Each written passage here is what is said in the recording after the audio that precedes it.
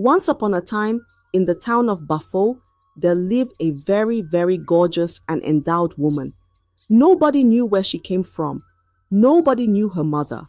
Nobody knew her father. She had no family, no past, no story. But the moment men set eyes on her, they forgot to ask questions. Her name was Kemi, and Kemi was beautiful. Her skin glowed like the morning sun. Her eyes sparkled like the stars. When she walked, it was like the wind carried her, smooth, silent, magical. But it was not just her beauty that made men stop and stare. It was the waist bead around her hips. The bead jingled softly as she walked. A sound so sweet, so tempting, it made men's hearts beat faster. They didn't know why, but something about that bead made them feel things they couldn't explain. The men of Bafo whispered about her. "Who is she?" they asked. "Where did she come from?" But no one had an answer. The only thing they knew was this: Kemi did not belong to anyone. She was not married. She had no family. She had no friends. She simply walked through the market every day, her waist bead singing its quiet song, her body swaying like a gentle river. And the men, they wanted her. They followed her with their eyes. They fought among themselves to get her attention. They spent their money just to impress her. And Kemi noticed. She smiled at them. She let them talk to her. She let them take her out, spend their riches on her. But she had one rule. Whenever they want to have something together, she never lets them touch her waist bead, not to talk of taking it off. She always insists that they do it with her waist bead on. "Why?" they asked. Kemi would smile, her fingers brushing their cheeks.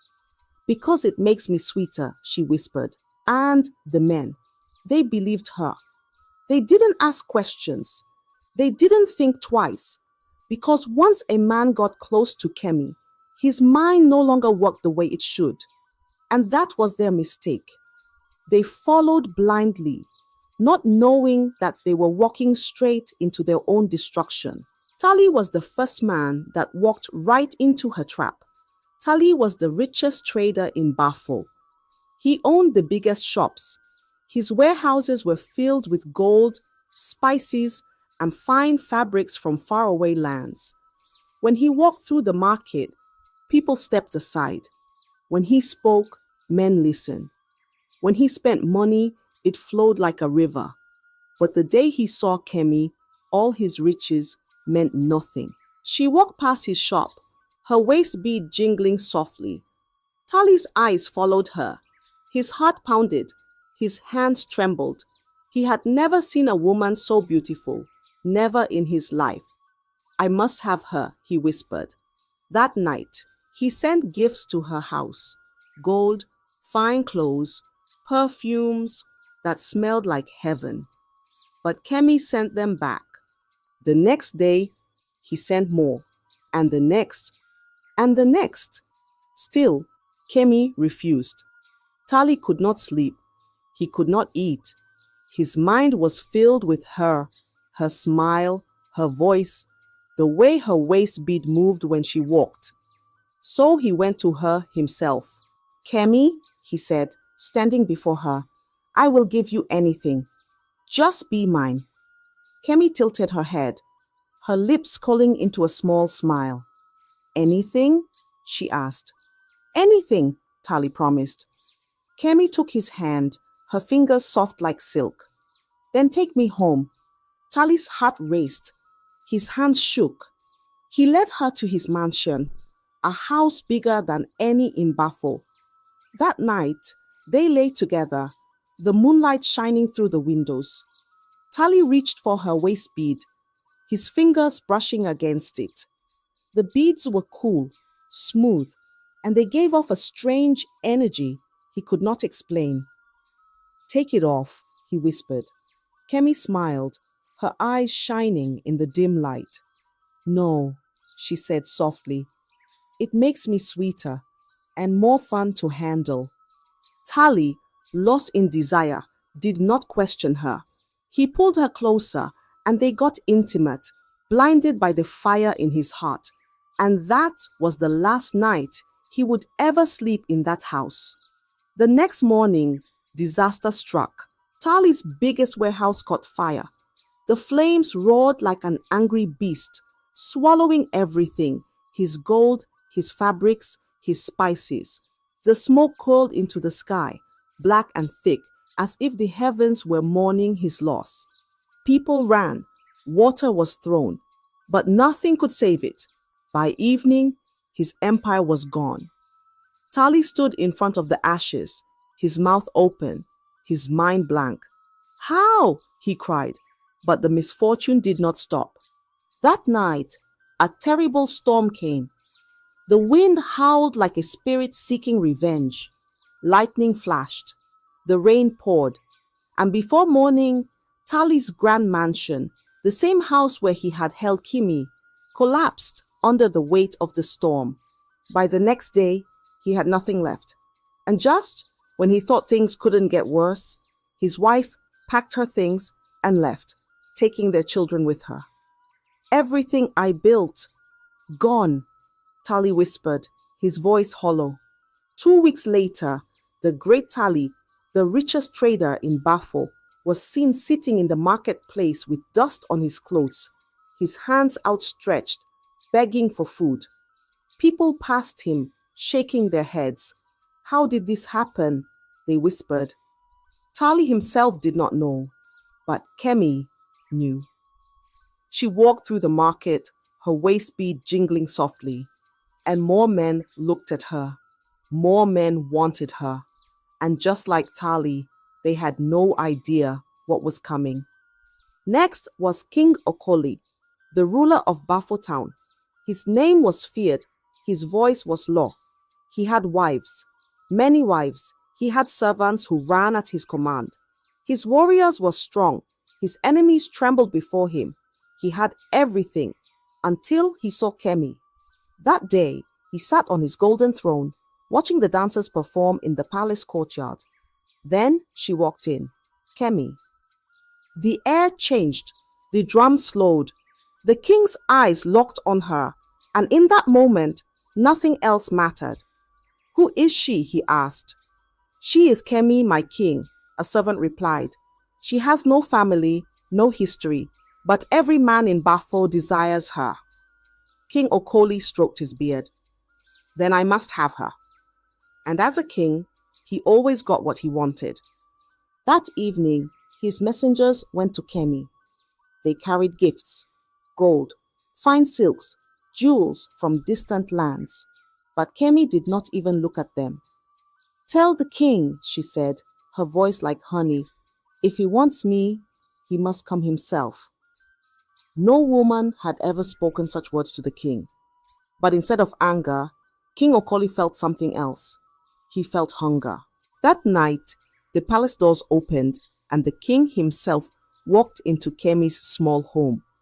The richest, most powerful man in Bafo stood before the woman with no past. "Kemi," he said, "come to my palace." Kemi smiled. "Only if you ask me with your heart, not your power." The king had never begged before, but for Kemi, he did. And so she followed him to the palace. That night, under the golden roof of the king's chambers, Kemi lay beside the king. The fire burned low, casting shadows on the walls. King Okoli reached for her waist, his fingers brushing against the cool beads. "Take it off," he said. Kemi's lips curled into a smile. "No," she whispered. "It makes everything sweeter. The sound, the feel, it makes the moment unforgettable." The king, lost in his own desire, did not argue. He did not question. He only pulled her close, his mind full of nothing but her. Then he slept with her that night, and that was his downfall. 7 days passed. On the 8th day, the palace changed. The king's chiefs, his closest men, turned against him. They gathered in secret, whispering. The king has lost his power, they said. The gods have abandoned him, they murmured. The palace guards, once loyal, now looked at him with strange eyes. His servants moved with less respect. Even his wives avoided him. Then the disasters began. One by one, his best warriors fell sick. His cattle died overnight. His treasures, gold, ivory, rare gems, vanished as if the earth swallowed them. The people of Bafo grew restless. The market women hissed his name under their breath. The elders shook their heads. He is no longer fit to rule, they said. And on the seventh night, the people gathered at the palace gates, torches burning in their hands. King Okoli must go, they shouted. The king, once mighty, now stood alone. His chiefs had betrayed him. His warriors had lost faith. His people had turned against him. And so, with nothing but the clothes on his back, the great King Okoli fled into the forest, his crown left behind in the dust. And Kemi? She walked through the market the next morning, her waist bead jingling softly. She smiled. Another man had fallen, and there was still more to come. Then came Benji. Benji was a man blessed by the gods. He was young, smart, and richer than men twice his age.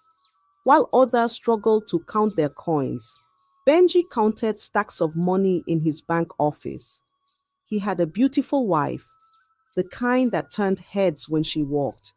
His children were bright and full of laughter. His house was big, with marble floors and servants who bowed when he entered. Everything was perfect, until he saw Kemi. That day, Benji was in the marketplace, his mind on business. Then, a soft jingling sound touched his ears. He turned, and there she was, Kemi. Her waist bead glowed under the afternoon sun, her skin smooth like fresh palm oil, her eyes deep and dark like the river at night. Benji forgot everything. His wife, his children, his business. He only saw her. He followed her, his heart racing. Kemi, he said, blocking her path, I must have you. Kemi smiled. Must? She asked, tilting her head. Benji swallowed hard.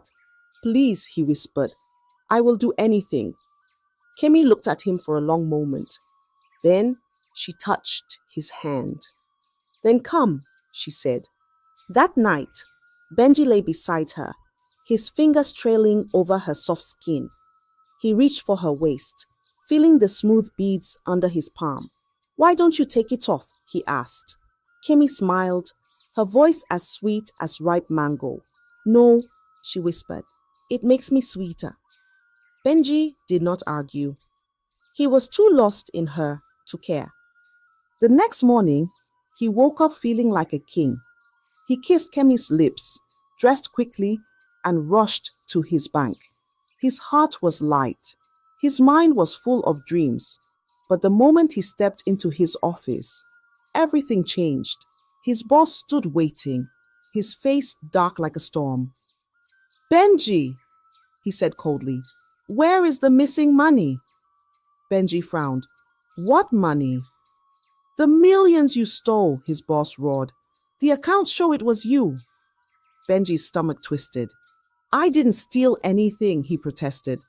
His boss slammed his hand on the desk. Get out, he barked. You are fired, and I hope the Lord deals with you. Before Benji could speak, 2 guards grabbed his arms and dragged him out of the bank. People watched, whispering, Benji, the banker, a thief? Benji's head spun. His heart pounded. How? By the time he reached home, his troubles had only begun. His wife stood by the door, a letter in her hand. A letter that told her everything. The missing money, the accusations, the shame. She looked at him, tears in her eyes. Benji, she whispered, tell me it's not true. Benji reached for her, but she stepped back. I don't know who you are anymore, she said, her voice breaking. I cannot raise my children with a thief. She picked up her bags. She called the children. She left. Just like that. Benji stood in his empty house, his mind blank, his heart shattered. 1 week ago, he had everything. Now, he had nothing, and he never understood why. But Kemi knew. She walked through the marketplace, her waist bead jingling softly, and another man watched her, his eyes hungry. And Kemi smiled. It was his turn next. Bafo was no longer the town it used to be. The men were falling, one by one. Some lost their wealth overnight, their riches vanishing like smoke in the wind. Some lost their families, watching helplessly as their wives packed their things and left without looking back. Some went mad, running through the streets with wild eyes, speaking to the air, laughing at things no one else could see. And at the center of it all was Kemi. Her waist beads still jingled as she walked through the marketplace. Her smile was still sweet, her beauty still untouched. But behind her smile, there was something else. Power. 17 men had been with her. 17 men had fallen. The people of Bafo whispered in fear. It is bad luck, they said. It is the gods, others murmured. But no one knew the truth. The women of Bafo, seeing how men worshipped Kemi, started wearing waist beads too. They walked through the market, their beads clinking softly, hoping to turn heads like she did, hoping to hold the same power over men. But nothing changed. Their beads were just beads. Their beauty was just beauty. Only Kemi's waist bead carried the secret. Only Kemi had the power to take, to drain, to destroy. And still, the men of Bafo did not learn. They saw what happened to others, but they told themselves, it will not happen to me. They watched Tali go from the richest man to a beggar, yet they did not turn away. They saw King Okoli, the mighty king, chased into the forest with nothing but rags on his back. Yet they still desired her. They saw Benji lose everything in 1 week. Yet they still chased after her, smiling, begging, willing to risk it all. Because when Kemi walked past, when her waist bead jingled, when she looked at a man and smiled, his fate was sealed. And still, she was not done. Because the next man she would meet would change everything. And the next was Boma. Boma was not like the others. He was a man without shame, without guilt, without fear. He had married 15 wives, and all 15 had left him. Why? Because they caught him with other women, and Boma did not care. If one wife left, another took her place. If one cried, he laughed. If one begged, he turned his back. Women were nothing to him. And when he saw Kemi, he did not chase her like the others. He did not send gifts. He did not waste his money. He watched her. He studied her. He waited. Then, when he was ready, he walked up to her in the market, his voice deep and steady. I want you, he said. Kemi smiled, tilting her head like she always did. Then have me, she said, running her fingers along his arm. Boma smirked. He had won, or so he thought. That night, in his house, Kemi lay beside him, her soft skin glowing under the candlelight. Boma ran his hands over her body. He was a man who had been with many women, but none like her. There was something different, something powerful. Then he felt it. The waist bead, smooth, cold, strange. He frowned. His fingers traced over it again. Take it off, he ordered. Kemi's lips curled into a knowing smile. No, she whispered, her voice as sweet as honey. It makes me sweeter. Boma pulled back. He was not like the others. He was not blinded by desire. He was not a fool. His eyes narrowed. "No," he said firmly. "Take it off." Kemi blinked. The smile on her face faltered just a little. She had never met a man who questioned her waist speed. Never. Still, she tried again. She leaned in close, her breath warm against his skin. "You will enjoy it more with it on," she whispered. But Boma did not move. His face was stone. His eyes were sharp. "I don't want you if you cannot take it off," he said, his voice cold. Kemi's heart skipped. Nobody had ever refused her before. Nobody. She sat up, her long hair falling over her shoulders, her fingers tightening slightly on the beads. Boma did not beg. He did not plead. He did not try again. He simply leaned back and crossed his arms. "Then go," he said. Kemi's eyes darkened. For the first time, she felt something she had never felt before. Fear. Kemi rose from the bed, her face calm, but inside, her heart was beating fast. She had never been in this situation before. No man had ever told her to leave. No man had ever questioned her waist bead. She reached for her dress. "Maybe next time," she said, forcing a smile. But Boma was watching her closely. His sharp eyes missed nothing. "There is no next time," he said, his voice low. Kemi turned to walk away, but before she could take a step, Boma moved, faster than she expected, stronger than she imagined.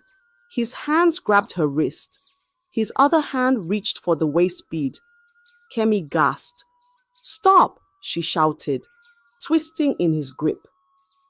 But Boma was a man who did not listen, a man who did not care. With all his strength, he yanked the waist bead. Snap! The beads broke apart. A terrible scream tore through the night. Kemi's body jerked.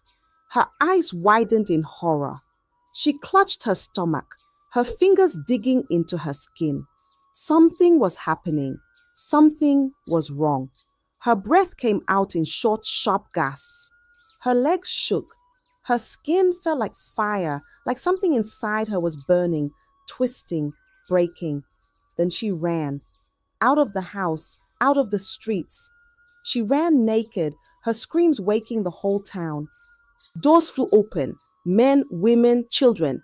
Everyone rushed outside, their eyes wide with shock. "Kemi?" someone gasped. They had never seen her like this. Never seen her afraid. Never seen her weak. She ran past them, her hair wild, her body shaking, her hands clawing at her skin. "She's mad!" a woman shouted. "Something has happened," another cried. Boma stood in his doorway, watching. He held the broken beads in his hand, his fingers curled around them. His face was calm, but his mind was turning.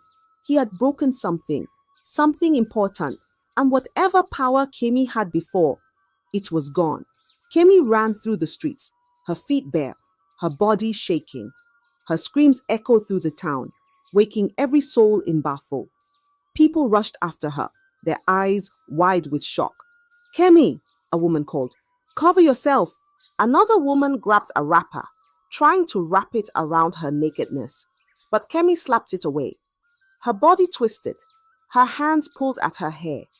Her mouth opened wide, but the words that came out were not her own. It was as if something inside her had been waiting to speak. And now, the truth spilled out. "I was nothing," Kemi wailed, her voice raw. "I was a poor girl, a hungry girl. No father, no mother, no food, no home." The crowd gasped. They had never heard her speak of her past before. Kemi fell to her knees, gripping the dirt in her fingers. "I went to my grandmother," she sobbed. "A woman of the spirits. A woman feared by all. A witch." Gasps rippled through the crowd. Some people stepped back. Others clutched their charms and whispered prayers. Kemi's body shook as she continued. I told her I wanted riches. I told her I wanted power. She laughed, a wild, broken laugh. And she gave me this. Her trembling hands pointed to the broken waist bead on the ground. The waist bead, she whispered. It was not ordinary. It carried power. It carried hunger. The people listened, their faces frozen with fear. My grandmother told me, Kemi continued, her voice cracking, that for every man who lay with me, I would take his fortune, his blessings, his strength. Tears streamed down her face. 21 men, she sobbed. I needed 21 men. Then my power would be complete. Then I would be the richest woman in the world. She lifted her head, her eyes filled with madness. But Boma, her voice trembled. Boma was supposed to be the last. He was number 21. She gripped her stomach, her fingers pressing into her skin as if trying to hold something inside. But he broke the beads, she cried. He ruined everything. My power is gone. Gone. By dawn, she was given her normal dress. The people of Bafo stared at her in horror. Now, they understood. Now, they knew why their men had fallen. Now, they saw the curse that had been among them all this time. And their fear turned to anger. The town square was silent. The people of Bafo stood in a circle around Kemi, their faces dark with anger. Their fathers, their brothers, their husbands. Kemi had destroyed them all. She knelt in the dirt, her once beautiful body covered in dust and shame. Her eyes darted around, searching for mercy, but there was none. The people had listened to her confession. They had heard every word. And now there was only one thing left to do. A woman picked up a stone. You ruined my husband, she whispered. She threw the stone. It hit Kemi's arm. A man picked up another. You made my brother mad, he said. He threw his stone. It hit her back. One by one, they picked up stones. One by one, they threw. Kemi screamed. She begged. She wept. But the people did not stop. Stone after stone struck her. Her arms, her legs, her face. She fell to the ground, her body shaking, her voice growing weaker. The pain was too much. The weight of her sins was too heavy. Her cries faded. Her body stilled. And Kemi was no more. The town of Bafo stood over her lifeless form. The waist bead, broken, lay beside her, its power gone forever. Justice had been served, but something was still wrong. Because even as Kemi's body grew cold, the people felt no peace. Something was missing. Something had not returned. And deep inside, they knew this was not the end. Kemi was gone. But the town did not celebrate. There was no joy, no relief, no peace. The men she had destroyed did not get their riches back. Tali, the great trader, still sat in the marketplace with dust on his clothes, begging for food. King Okoli, the mighty king, still wandered the forest, his crown lost forever. Benji, the young banker, still had no wife, no job, no name. The people of Bafo waited. Maybe the gods would restore what was lost. Maybe, now that Kemi was dead, things would go back to how they were before. But days passed, weeks passed, and nothing changed. The curse did not leave with Kemi. The men who had fallen remained fallen. The wealth that had vanished never returned. Only one thing remained, her story. The people of Bafo whispered it to their children. They told it to their daughters as a warning. They told it to their sons as a lesson. And on the nights when the wind blew softly through the trees, some swore they could still hear it. The faint, distant sound of waist beads jingling. And the people of Bafo learned one thing that night. Not everything that glitters is gold. I hope you enjoyed the story. If so, please like the video, comment what you learned from the tale, and don't forget to subscribe to the channel for more enchanting tales just like this one. Thank you.